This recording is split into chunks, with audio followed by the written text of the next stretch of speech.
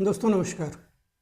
एक बार क्या हुआ कि एक राजा जो कि बहुत ज्ञान हासिल करना चाहता था, लेकिन अब चूंकि राजा राजकाज के कामों से उसको फुर्सत तो मिलती नहीं थी, तो उसने अपने जितने मंत्री थे और जितने ज्ञानी लोग थे उनको बुलाया और उनसे कहा कि आप लोग मेरी तरफ से एक काम करिए कि जितने भी साहित्य और जितने भी वेद पुराण और जितने भी ज्ञान की किताबें हों वो आप लोग पढ़िए, और पढ़ करके मेरे लिए जो उनका जो निष्कर्ष है वो जितने कम से कम शब्दों में हो सके उसको बना के लाइए, जो मेरे मौके पे काम आ सके।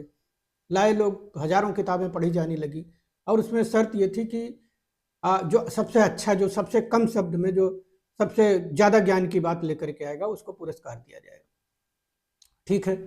अब जितने भी ज्ञानी लोग थे, जितने भी पढ़ने लिखने वाले लोग थे, सारे लोगों ने पढ़ना शुरू किया।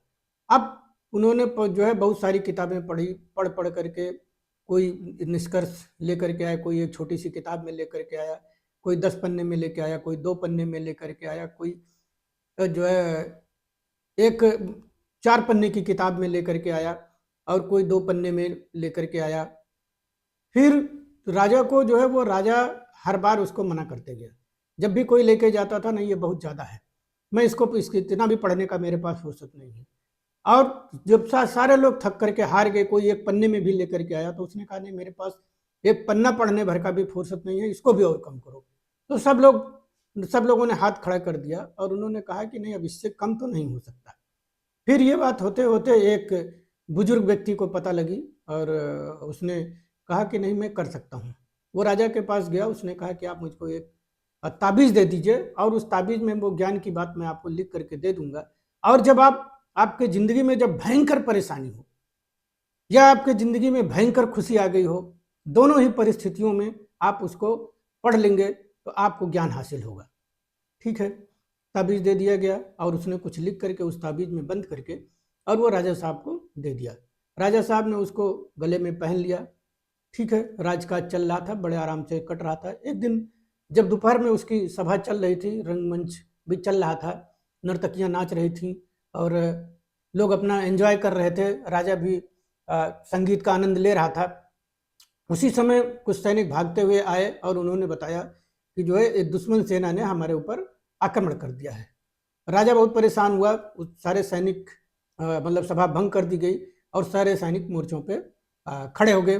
लेकिन वो सेना इतनी ज़्यादा थी, दुश्मन सेना इतनी ज़्यादा थी और इनके पास कोई पहले की तैयारी नहीं थी, तो करते तो क्या करते। फिर सैनिकों ने राजा को घेर लिया कि भाई हम लड़ रहे हैं, आप परेशान मत होइए। ठीक है। लड़ते लड़ते शाम हो गई। अब शाम हो गई, अब इनके सैनिक कटते जा रहे थे। तब सेनापति आया कि उसने कहा कि सर लगता है कि हम लोग हार जाएंगे, और हार जाएंगे, हम मर जाएंगे, कोई बात नहीं, लेकिन हमारी जिम्मेदारी है कि हम आपको बचा लें और आप रहेंगे तो फिर से ये राज्य कायम हो जाएगा, ऐसा हमें भरोसा है। हम लोगों ने आपके साथ काम करके बहुत सारी चीजें का आनंद लिया है, आपके रुपए पैसों से हमने बहुत सारा सुख भोगा है, तो ये मेरी नैतिक जिम्मेदारी है। हम लोग मिल करके चाहते हैं कि आप जो है जो अपना जो गुप्त दरवाजा है, जो सुरंग है, उससे आप बाहर चले जाइए। अंधेरा हो गया था, बाहर चारों तरफ रात हो गई थी और राजा को भी लगा कि नहीं अब अगर हार ही जाना है तो दुश्मन सेना के हाथ में बंदी बनने से अच्छा है कि भाग लिया जाए। और वो भागने के लिए निकला और उसके दिमाग में था कि पड़ोस में उसका एक मित्र राजा है, उसके यहाँ जा करके वो शरण ले लेगा। वो भागा और जिधर जैसे ही वो अपना सुरंग से बाहर निकल के गया, तब तक जो दुश्मन सेना थी वो अंदर उसके किले में के अंदर में घुस आई और उसने राजा को खोजना शुरू किया। लेकिन राजा तो वहां था नहीं। तो अब जब राजा वहां था नहीं तो उनको लग गया कि ये राजा कहीं ना कहीं से भागा होगा। उन्होंने चारों तरफ देखना शुरू किया, उनको कुछ आहट हुई, घोड़ा से जाने की आहट शुरू हुई। उन्होंने अपने सैनिक उसके पीछे पीछे भेज दिए। अब आगे आगे राजा अंधेरे में और पीछे पीछे बहुत सारी सेना। बहुत रात तक चलते चलते चलते चलते भागम भागम भागम होते होते होते बहुत सुबह जो है सुबह होने का कगार हो गया। अब राजा भी हाँप गया था, घोड़ा भी रात भर चलते चलते हाँप गया था और उसको लग रहा था कि अब गिरे कि तब गिरे।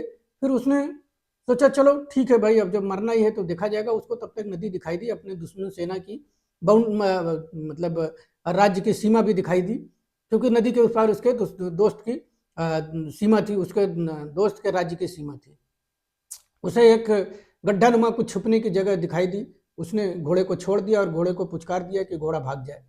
उस घोड़े के पश्चात के पीछे पीछे पीछे सैनिक और आ रहे थे, वो उस गड्ढे में छुप गया और तब तक सुबह हो चुकी थी और जितने पदचाप करीब आ रहे थे उतने में उसको लग रहा था कि अब मेरी अब सांस गई कि तब गई, अब मेरा कलेजा फटा कि तब फटा।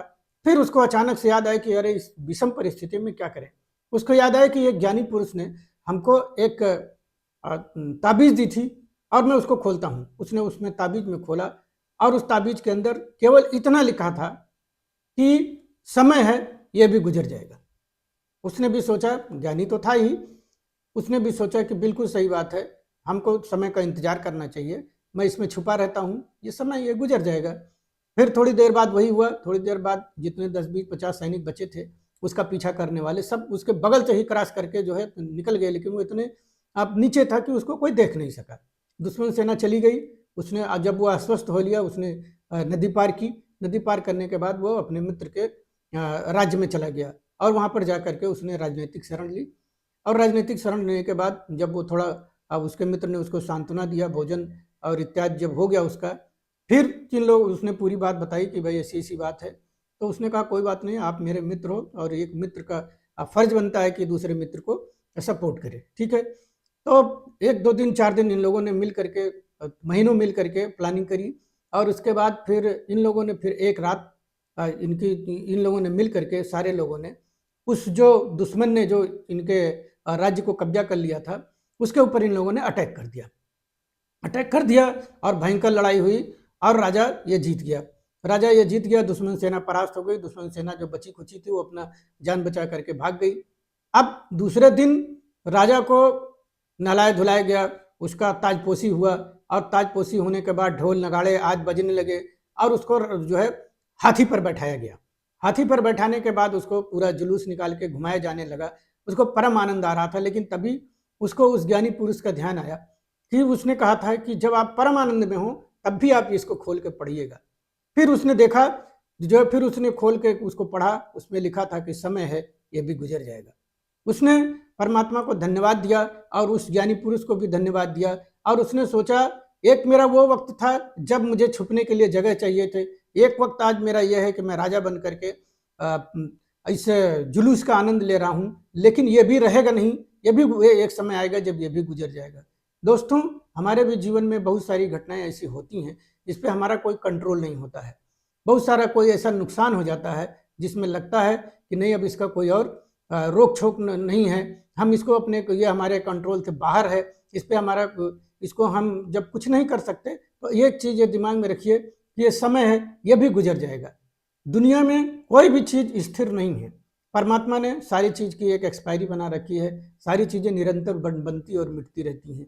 तो न सुख रहता है, सुख भी खत्म हो जाता है, एक समय आता है, और दुख भी से एक समय जो है खत्म हो जाता है। जो हमारे बड़े बुजुर्गों ने हमेशा कहा था कि जो है कोई भी चीज़ अस्थाई नहीं है, वक्त के साथ सारी चीज़ें, वक्त घूमते रहता है, वक्त के साथ अगर अच्छा दिन भी अगर नहीं है तो बुरा दिन भी नहीं रहेगा। तो इसलिए कभी भी इस तरह की परिस्थिति हो तो बिल्कुल साक्षी भाव से उसको देखें और उसमें अपने दिमाग को पूरी तरह से कंट्रोल में रखें, कभी भी अपने दिमाग पे कोई चीज़ हावी ना होने दें, तभी जो है आप इन सब दुखों से निजात पा सकेंगे। धन्यवाद। अगर ये मेरी वीडियो आपको पसंद आई हो तो लाइक करिएगा, शेयर करिएगा और सब्सक्राइब जरूर कर दीजिएगा अगर आप पहली बार देख रहे हो।